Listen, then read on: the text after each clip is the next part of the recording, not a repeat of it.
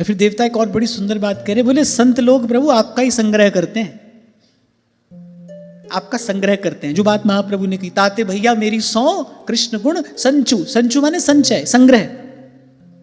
क्या है ना, इकट्ठा करने की जीव को आदत है, तो भगवान देखते हैं कि इसकी ये आदत तो नहीं छूटेगी, इकट्ठा करने की आदत है। मुझे मिलाकर हम सब जितने लोग यहां बैठे हैं, कोई ऐसा है जिसको लगे भाई आज जितना चाहिए उतना मिल जाए, बस कल की कोई चिंता नहीं है? कोई नहीं है। सबके घर में अलमारी है, सबके घर में अलमारी है, और कुछ तो ऐसे भी है जिनके घर में तिजोरी भी है। हमारे यहां तो सिर्फ अलमारी है बिना ताला की, तो कुछ ऐसे भी है जिनके यहां तिजोरी भी है, अलमारी है, तिजोरी है, सब कुछ है ना। फिर बोले संत आपका संग्रह करते हैं। संग्रह करने की वृत्ति ये तो जीव की है, उसको इकट्ठा करना है। अब संत क्या इकट्ठा करते हैं? कृष्ण गुण संचू, नाम रस मीठा रे, नाम रस मीठा। फिर वो भजन का धन संग्रह करते हैं, खूब इकट्ठा करते हैं और बड़े लोभ से करते हैं। 2 दिन से चर्चा हो रही है, भजन में संतोष तो नहीं हो जाता कहीं? तो फिर कुछ भी हो, उस भजन के मूल में प्रेम नहीं है, क्योंकि प्रेम और संतोष, अब ऐसे तो प्रेम तृप्त कर देता है, पर मैंने कहा ना विरोधाभासी गुण इसमें सदा रहते हैं। कि भजन में तो तृप्ति नहीं है, कि भजन से तो संतोष नहीं हो गया। इसीलिए गोस्वामी जी उदाहरण दे रहे हैं, कामी ही नारी प्यारी जिमी। कामी का शरीर वृद्ध हो जाता है, उसकी इंद्रियां अशक्त हो जाती हैं, उसमें भोगने की सामर्थ्य नहीं रहती, लेकिन उसके मन की कुटेव नहीं जाती। वासना थोड़ी क्षीण हो जाती है, वासना तो जितना भोगा जाए उतनी बलवती होती चली जाती है। कामी का शरीर जर्जर हो जाता है, इंद्रियां अशक्त हो जाती हैं, लेकिन उसकी वासना जो की त्यों और बलवती होती है। इसलिए गोस्वामी जी ने कहा, कामी ही नारी प्यारी जिमी, लोभी ही प्रिय जिमी दान। अब धन के लोभी से पूछो और चाहिए? अरे क्यों नहीं चाहिए, खूब चाहिए, कर लो दुनिया मुट्ठी में। जिनके पास संसार भर की संपत्ति, उनसे पूछो और चाहिए? अरे खूब चाहिए, और चाहिए। ऐसे ही गोस्वामी जी कह रहे, ऐसे भजन करें आपका, काम ही नारी प्यारी जिमी, लोभी ही प्रिय जिमी दाम। तिमि रघुनाथ निरंतर, प्रिय लागू मोहि राम, प्रिय लागू मोहि राम। बताओ इन सब शब्दों में सबसे सुंदर शब्द कौन सा है? बताओ। सब कह रहे हैं प्रिय लागू मोहि राम, है ना, और मैं कहता हूं निरंतर। सबसे सुंदर शब्द क्या है? निरंतर। अरे राम तो बड़े मीठे हैं, वो सबको प्रिय लगते ही हैं। रावण को भी राम प्रिय लगते हैं। शत्रु पक्ष भी जब श्री कृष्ण की ओर देखता है तो एक बार तो मोहित हो जाता है। प्रिय तो वो सबको लगते हैं। एक बालक की निश्चलता किसको अपनी ओर आकर्षित नहीं करती? आप सोचो, एक साधारण सा बालक, आप राह चलते जा रहे हैं, आपका कोई परिचय नहीं है, बड़ा प्यारा सा बच्चा आपने देखा, आप सहज ही चले गए उसकी ओर, दुलार दिया आपने उसको, कोई परिचय नहीं है। एक साधारण से बालक का वो निश्चल सौंदर्य किसी को भी अपनी ओर खींच लेता है। कुटिल से कुटिल व्यक्ति भी थोड़ी देर के लिए आर्द्र हो जाता है। अरे वो तो अनंत सौंदर्य लावण्य संपन्न भगवान है, निर्मल, निश्चल, निरंजन, जिनका नाम निरंजन है, वो किसी भी प्रकार का कलुष नहीं, उज्जवल कीर्ति, पवित्र कीर्ति भगवान किसी को भी अपनी ओर आकर्षित कर लेते हैं। फिर विशेष बात क्या है? तिमि रघुनाथ निरंतर, इस पर बल दिया है गोस्वामी, निरंतर, गुण रहितम कामना रहितम सूक्ष्मतरम। और फिर नारद जी कह रहे अविच्छिन्नम अनुभव रूपम, अविच्छिन्नम, उस प्रियता में कमी ना आए, भाव में अभाव ना, निरंतर प्रिय लागहु मोहि राम।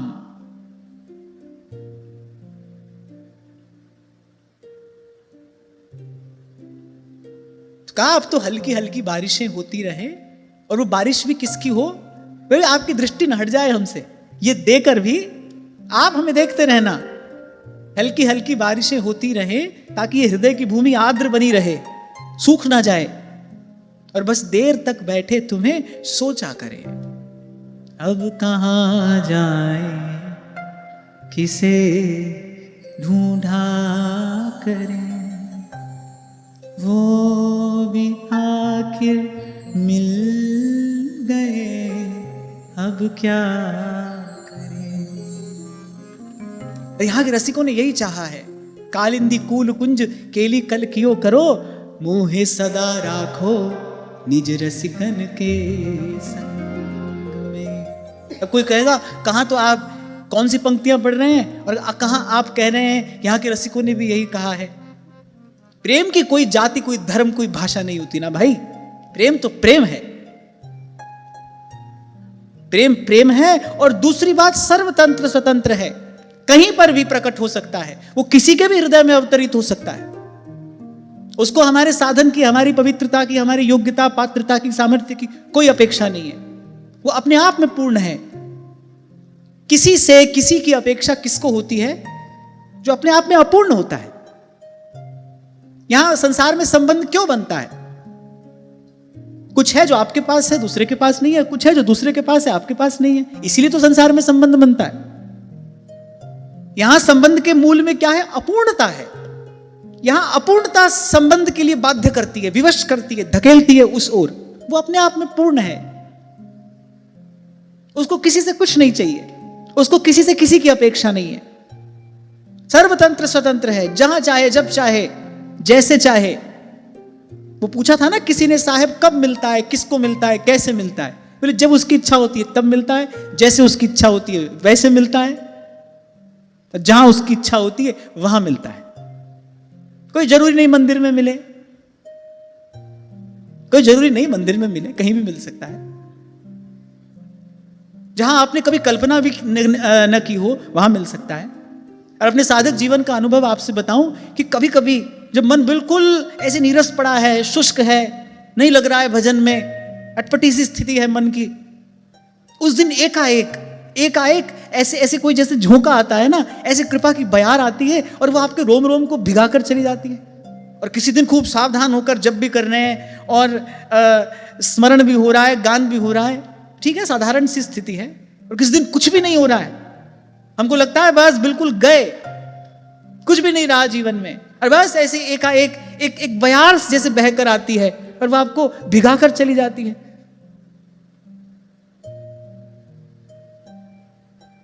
तो इसलिए उसको किसी की किसी से अपेक्षा नहीं है। वो जब चाहे, जहां चाहे, जैसे चाहे वहां प्रकट हो सकता है, अवतरित हो सकता है। इसलिए there is not a qualitative difference, एक प्रेम जो यहां है या वहां है। प्रेम प्रेम है, प्रेम होना चाहिए, बस प्रेम हो, स्वसुख के लेश से शून्य हो, स्वसुख का लेश ना हो, बस। और ये बात जब आती है ना, तब कहना पड़ता है भाई, जहां मार्ग साहिब मिले प्रेम कहावे सो। इस बात का विचार करके कहना पड़ता है भाई, इस संसार में प्रेम रूपी घटना नहीं घट सकती, क्योंकि स्वार्थ छूटता नहीं। अब कोई कहे कि भगवान से प्रेम करने से स्वार्थ कैसे छूट जाता है? अगर किसी निष्काम का दर्शन करो तो आप में भी निष्कामता आएगी। लोभी का संग करो तो लोभ जगेगा। आप किसी निष्काम का दर्शन करो, आप में भी निष्कामता आएगी। नामनिष्ठ संत श्री हरिदास ठाकुर, लोगों ने कुटैव की षड्यंत्र किया, एक बड़ी सुंदरी रूपवती वेश्या को भेजा, उनका भाव दूषित करने के लिए। 3 दिन तक वो रोज जाती रही, रात्रि के समय पूरा श्रृंगार करके, उनका नियम था। वो तो एक आसन पर बैठकर निरंतर नाम जप करते थे। और युवान सुंदर 3 दिन तक वेश्या जाती रही।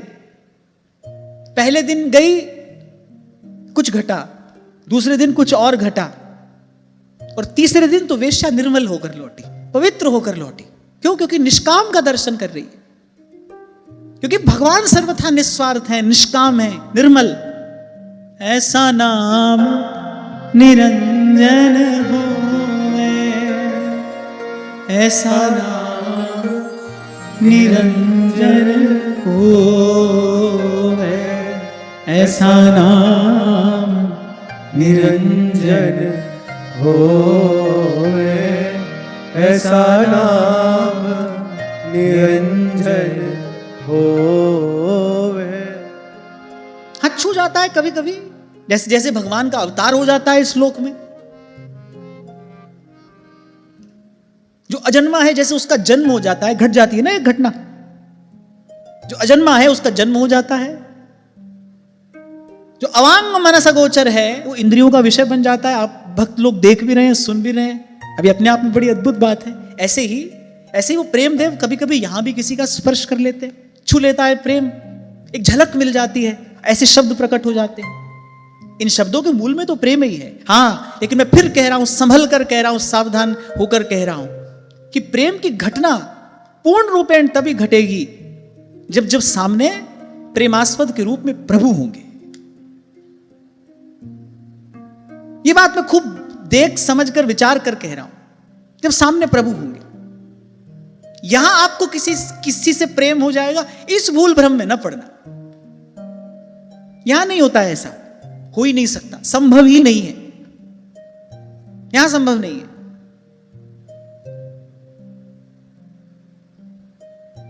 तो देवताओं ने कहा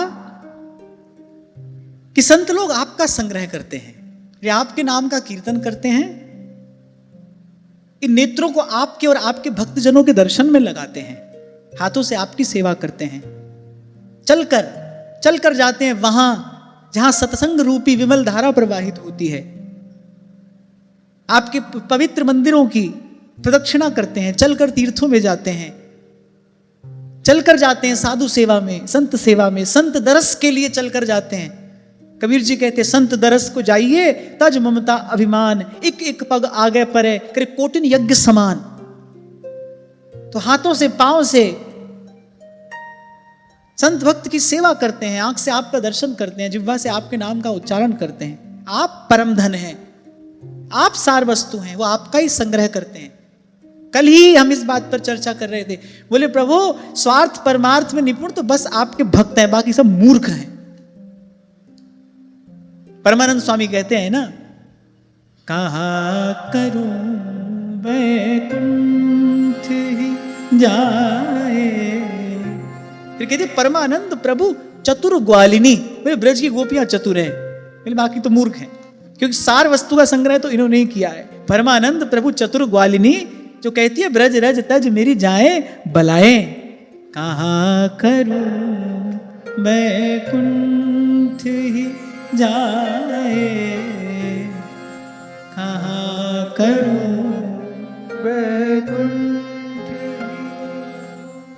तो संत आपका संग्रह करते हैं, और इस वाक्य को अगर पीछे से पढ़ो, जो आपका संग्रह करते हैं ना वही संत हैं।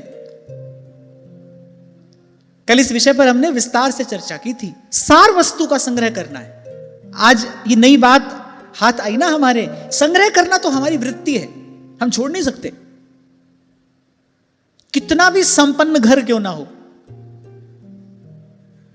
कितना भी संपन्न घर क्यों ना हो, पर माताएं बहनें कुछ ना कुछ बचा कर रखती हैं ना, एक और करके रखती हैं अपने लिए, बच्चों के लिए। सब संपन्नता है, खूब धन संपत्ति सब कुछ है, पर फिर भी एक कोना ऐसा है। आप पूछो आपको क्या पता। हमने तो नोटबंदी के समय यहां वहां से सुना, नोटबंदी के समय ये रहस्य प्रकट हुए। जब नोटबंदी हुई तब घर के किस किस कोने से क्या क्या निकल कर आ रहा है ये सब सामने आया। कहां से आया? फिर इसे इकट्ठा किया था, तुमसे लेकर तुम्हारे लिए इकट्ठा किया था। तो ये घटना बताती, संग्रह करना जीव की वृत्ति है, ये हमारी वृत्ति, हम संग्रह किए बिना नहीं रहेंगे। फिर बोले संत आपका संग्रह करते हैं, यहां सीधा कहा है, बोले आपका संग्रह करते हैं। हंसाय दह्र निलयाय निरीक्षकाय कृष्णाय मृष्ट यशसे निरुपक्रमाय सत्संग्रहाय भवपान्थ निजा समाप्ता वन्ते परिष्ट गतये हरये नमस्ते। अब मैंने कहा इस वाक्य को आगे से पढ़ो या पीछे से पढ़ो। संत आपका संग्रह करते हैं, और जो आपका संग्रह करते हैं वही संत हैं। जो सार वस्तु के संग्रह में लगे वही संत हैं। घर परिवार संसार बने बने, बिगड़े बिगड़े, और वैसे भी हमारे कुछ करने से ये बनना बिगड़ना छूटता रुकता तो है नहीं, तो जो होना है होके रहता है। 2 दिन पहले भी हम चर्चा कर रहे थे, महादेव ने कहा अरे मत जाओ, ये काम करना ठीक नहीं है। बोले नहीं मैं तो जाऊंगी, एक बार देखूंगी। माता सती ने कहा एक बार जाकर देखना चाहती हूं मैं। ऐसा बोले ठीक है जाओ। वही ही जो राम रचि राखा, कोकर तरक बढ़ावई शाखा, ये कह के अस कह जपन लगे हरि नामा। भजन में लग गए अपना। पहले भी भजन में लगे थे, समझा दिया, नहीं समझी, बोले ठीक है जाओ, फिर भजन में लग गए। कुछ हो जाएगा, बोले तो भी हमको तो भजन ही करना है। चित्त हो तो भी भजन करना है, पट हो तो भी भजन करना है, हमको तो भजन ही करना है, हमको तो सार वस्तु का ही संग्रह करना है। श्रीमद गोस्वामी श्री नाभाजी महाराज ने इसीलिए भक्तों का यश गाने का जब मंगलाचरण किया है ना, तो पहले महादेव का स्मरण किया है। मैंने आपके जैसा भक्ति के व्रत का निर्वाह करने वाला दूसरा कोई नहीं है। इसलिए मैं विचार कर कहता हूं भाई उनके जैसा कोई संत नहीं है। क्यों? क्योंकि सदा सार वस्तु के संग्रह में लगे रहते हैं। आंख बंद की तो हृदय कमल पर प्रभु के चरणारविंद विराजमान है, जिह्वा पर उनका नाम है, और आंख खुली और आंख खुलते ही बस भगवान की कथा आरंभ हो जाती है। और एक यही ऐसे हैं, सुनने वाला मिल जाए तो सुनाने लगते हैं, और सुनाने वाला मिल जाए तो बैठकर सुनने लगते हैं। आंख बंद है तो स्मरण है, और आंख खुलते ही भगवान के गुणों का कीर्तन है और श्रवण है। 3 बात आप देखिए, बस यही है, यही उनका जीवन है, श्रवण, कीर्तन और स्मरण। बंद आंख है तो स्मरण है, और खुली आंख है तो श्रवण और कीर्तन है। सार वस्तु के संग्रह में लगे हैं। यही बात श्री महाप्रभु ने कही है, कृष्ण गुण संचु। पर कल आपसे मैंने कहा था भैया इसका अभ्यास करना पड़ेगा, बार बार अभ्यास करना पड़ेगा। क्यों? क्योंकि जन्म जन्म से असार के संग्रह की वृत्ति है, पक गई है, वो आदत पक गई है, अब उसका छूटना मुश्किल है, कुटेव पड़ गई है। उसी मुझे महाराज जी एक बड़ी सुंदर बात सुना रहे थे, बड़ा सुंदर प्रसंग। एक महात्मा कुटिया में भजन करते थे, सिद्ध महात्मा थे। सिद्ध माने सिद्धियों से संपन्न। सायकाल होती थी, दीपक जला देते थे। अब कुटिया में एक चूहिया थी, अब वो बार बार क्या करती थी, बत्ती को आकर खा जाती थी।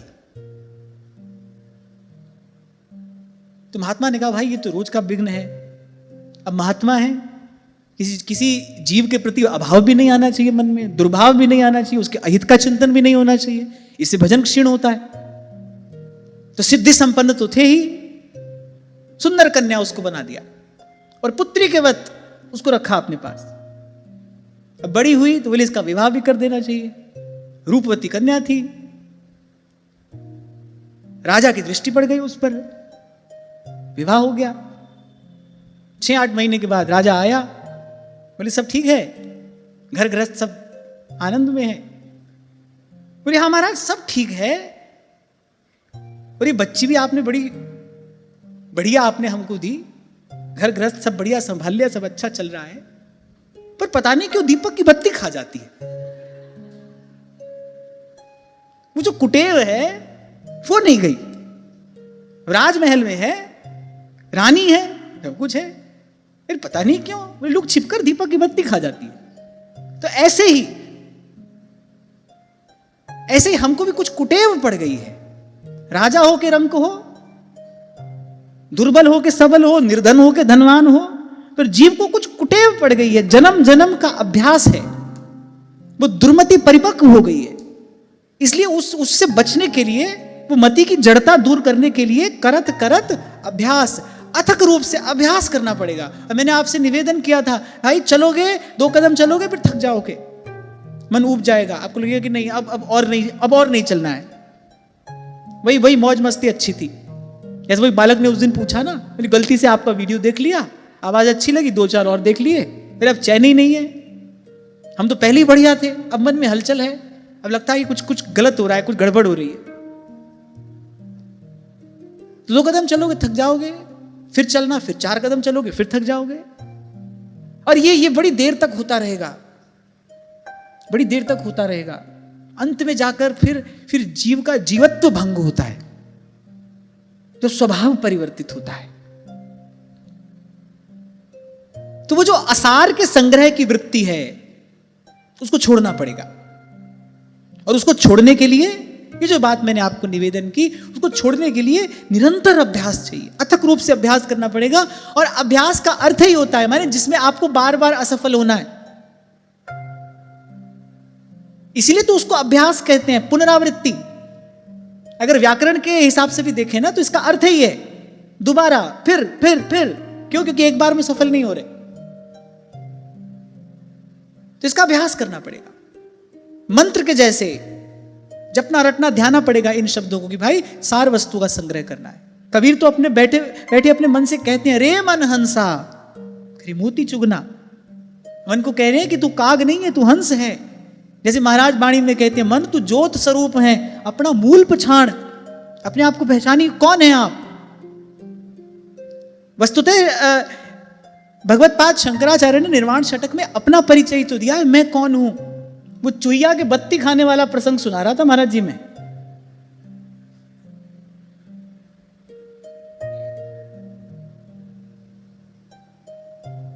मैंने कहा हमारी भी ऐसी कुटेव पड़ गई है, कहीं भी हो जाए, महल में जन्म हो जाए कि झोपड़ी में हो जाए, निर्बल दुर्बल कोई भी हो, पर ऐसे असार के संग्रह की कुटेव है। इसीलिए महाप्रभु कह रहे, नहीं तो महाप्रभु 100 शब्द का प्रयोग नहीं करते।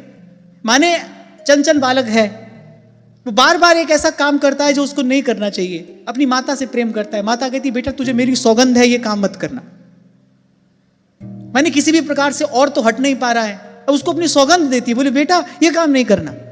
ऐसे महाप्रभु कह रहे भाई जीव की जन्म जन्म की वृत्ति है, ये इसकी कुटेव है कि असार का संग्रह किए बिना नहीं रहेगा। वो देखेगा आंख से जो नहीं देखना चाहिए, वो सुनेगा कान से जो नहीं सुनना चाहिए, मिथ्या लाभ करेगा, असत्य भाषण करेगा, धन के लोभ में ये अमूल्य जीवन गंवाएगा, ये असार का संग्रह करेगा। इसीलिए महाप्रभु कह रहे हैं, ताते भैया मेरी 100 कृष्ण गुण संचू, सत्संग्रहाय भवपांथ निजाश्रमाप्ता, वंते परिष्ट गतये हरये नमस्ते।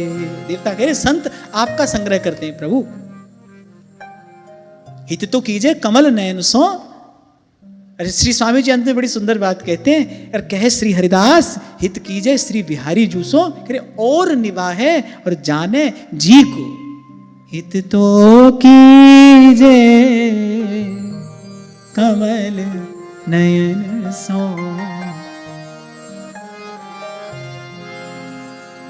इस बात पर मैं इतना बल दे रहा हूं क्योंकि ये बात भीतर बैठानी पड़ेगी, इस पर परिश्रम करना पड़ेगा।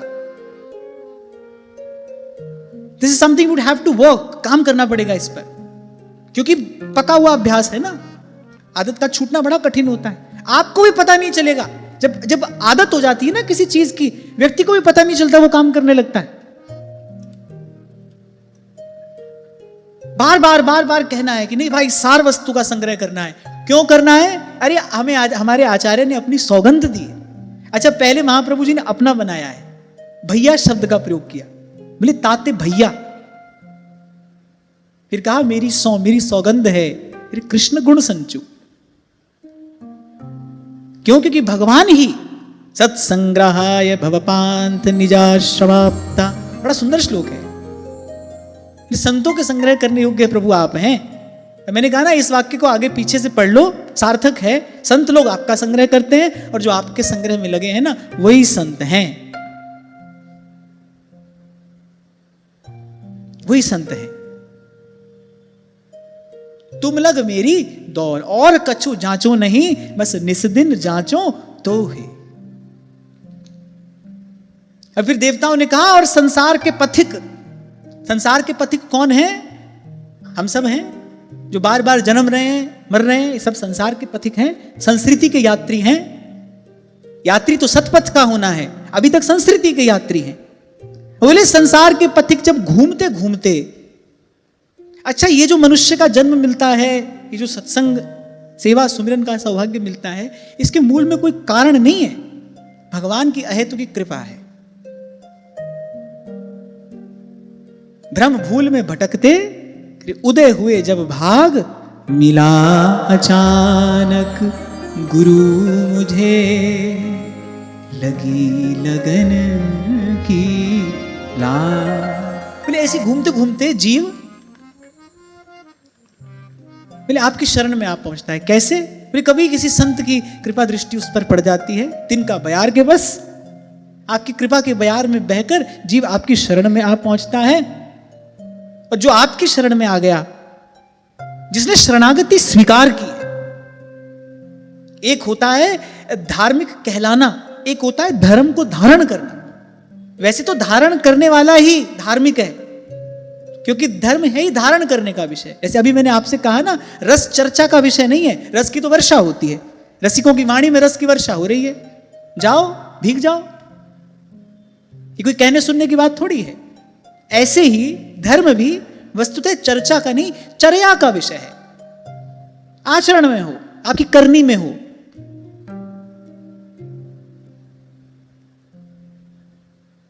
तो जब धारण किया जाता है शरणागति का धर्म, एक है कि कह दिया हाँ भाई हम भगवान की शरण में हैं। जैसे कभी मैंने आपसे पूछा था, सब लोग भगवान की शरण में हो? बोले हाँ हैं। भय भी लगता है, हाँ ये भी लगता है, चिंता भी होती है, ये भी होती है। अब भगवान की शरणागति भी है और भय और चिंता भी है, ये तो कैसे हो सकता है? जहां राम तहां काम नहीं, जहां काम नहीं राम। शरणागत जीव तो सब प्रकार से निर्भय, निशोक, निर्द्वंद हो जाता है। जो शरणागत है सबसे पहले तो वो निर्भय होगा। जैसे अभी मैंने आपको उदाहरण दिया, महादेव ने प्रयास किया इस कार्य में हित नहीं है, मत करो। उन्होंने कहा नहीं मुझे करना है, तो कर्मण्येवाधिकारस्ते, ईश्वर ने करने का अधिकार दिया, करो। अस कह जपन लगे हरिनामा। उन्होंने कहा भाई काम बन जाए हमको तो भी भजन करना है, काम बिगड़ जाए हमको तो भी भजन करना है, हमको और करना क्या है, हमको तो यही करना है। क्या कह रहा था मैं अभी? हाँ, तो शरणागत जीव तो निर्भय हो जाता है। निर्भय क्यों?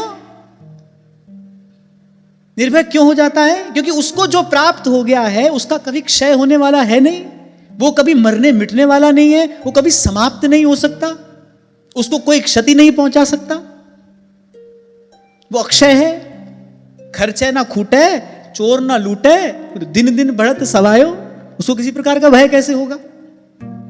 और कुछ हानि होगी भी, कुछ हानि होगी भी तो जो शरणागत जीव है उसकी थोड़ी होगी, तन की होगी कि धन की होगी। मन भगवान ने ले लिया, तीन ही तो चीज है, तन है, मन है, धन है। हानि होगी तो तन की होगी और उसको कोई रोक भी नहीं सकता। बिच बिच सुख दुख दे के है आवत अन्यास, सुख दुख आते जाते रहते हैं। धन की होगी, लाख बाड़ लगा के रख लो, धन आता भी है धन जाता भी है। और मैं तो ये सदा से कहता आया हूं भाई, अपनी जिस बुद्धि से व्यक्ति धन कमाता है उसी बुद्धि द्वारा लिए गए निर्णय से गंवाता भी है। फिर हानि किसकी होनी है? मन भगवान ने ले लिया।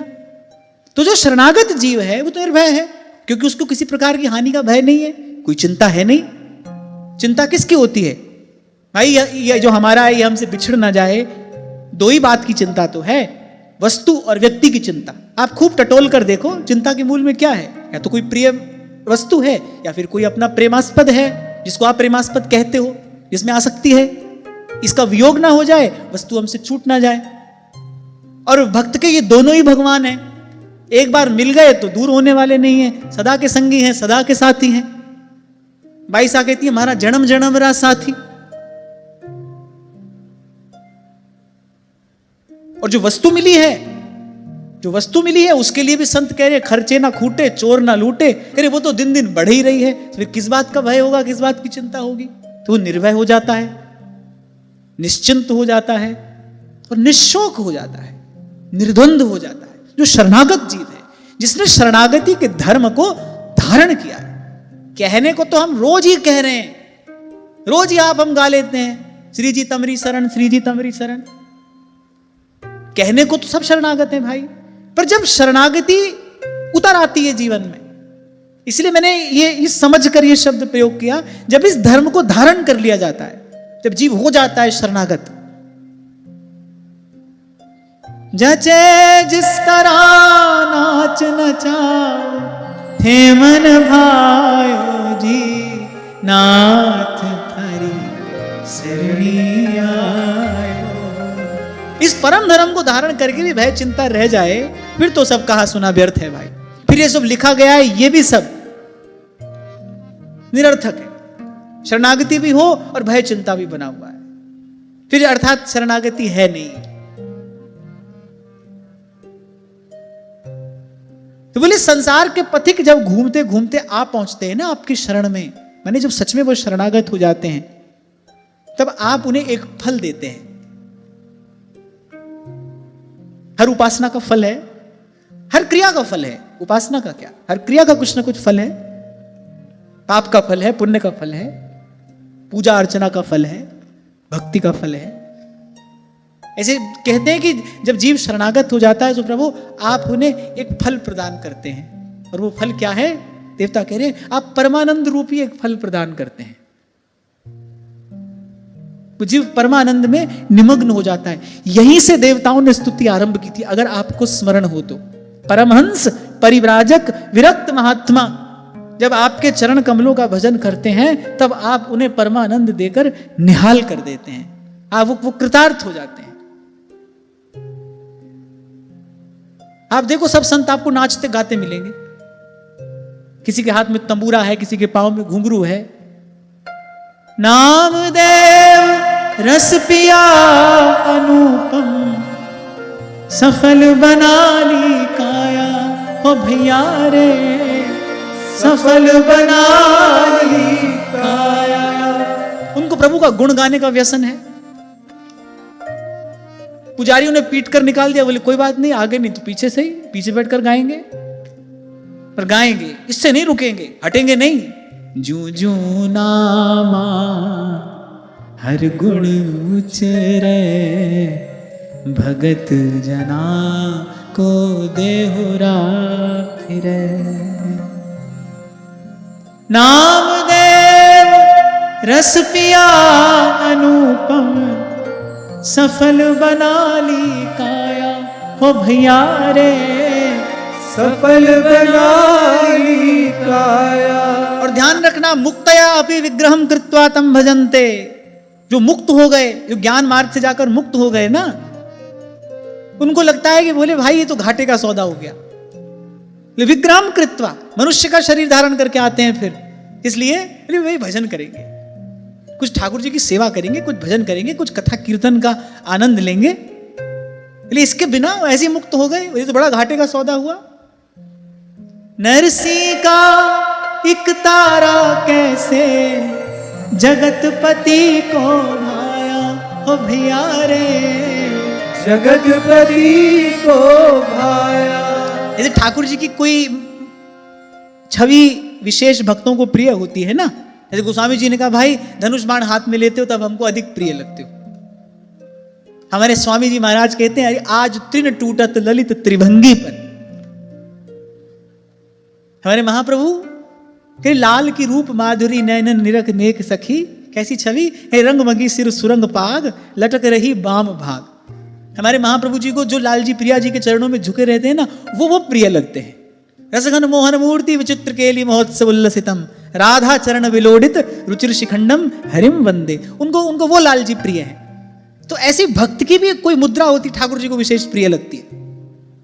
नरसी जब हाथ में एक तारा लेकर केदारा राग गाते थे, अरे ठाकुर जी फूल जाते थे।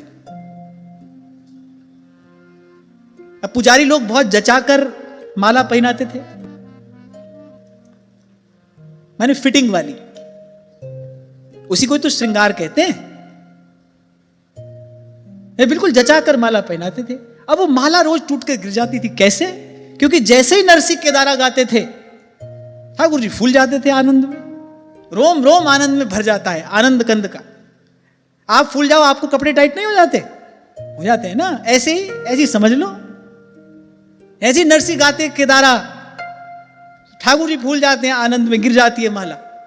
किसी को लग रहा है तंत्र मंत्र यंत्र है, कोई कह रहा है टोना टोटका है, कोई कह रहा है कोई जादूगर है। अब जड़ बुद्धि तो यही विचार करेगी, पर असली बात यह है